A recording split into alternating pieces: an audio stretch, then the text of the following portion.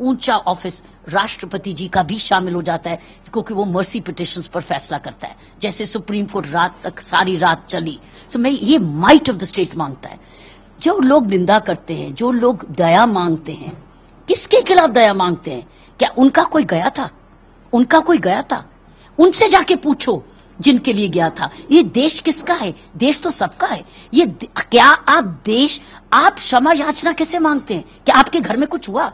आप क्षमा तब मांगे ना कि जब आपके साथ कुछ हुआ। आपके साथ तो कुछ नहीं हुआ, ये तो दूसरों के साथ हुआ।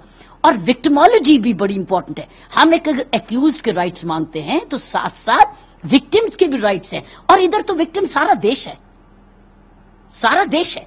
और इस देश ने इसको अगर माफ करना है या क्षमा मांगनी है या मर्सी देनी है तो उत्तम जुडिशरी ही कर सकती है, या प्रेसिडेंट ऑफ इंडिया ही कर सकते हैं, कोई प्राइवेट व्यक्ति नहीं कर सकता। इसलिए ये समझना जरूरी है, बहुत इंपॉर्टेंट हमेशा के लिए। इसीलिए जो डेथ पेनल्टी है वो रेयरेस्ट ऑफ द रेयर होती है।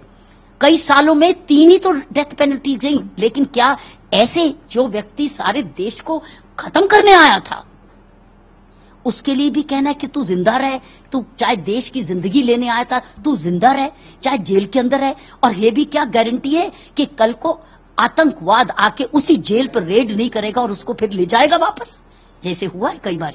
ऐसे हुआ है, इस देश में भी हुआ और दूसरे देश में भी हुआ। सो साथियों, समझना जरूरी है कि ये जो आतंकवाद है ये हर एक के खिलाफ है, हर हिंदुस्तानी के खिलाफ है, चाहे आपको डायरेक्टली हुआ या नहीं। ये इनडायरेक्टली हुआ, किसी को डायरेक्टली हुआ, किसी की छोटी उम्र में उनकी मां चली गई, उनका भाई चला गया, बहन चली गई, उनका परिवार उजड़ गया, उनकी सारी पूंजी उड़ गई। लेकिन किसी को डायरेक्टली हुआ, लेकिन सारे देश के खिलाफ हुआ। इसलिए इसके लिए जीवन दान मांगना मैं समझती हूँ मिसप्लेस्ड है।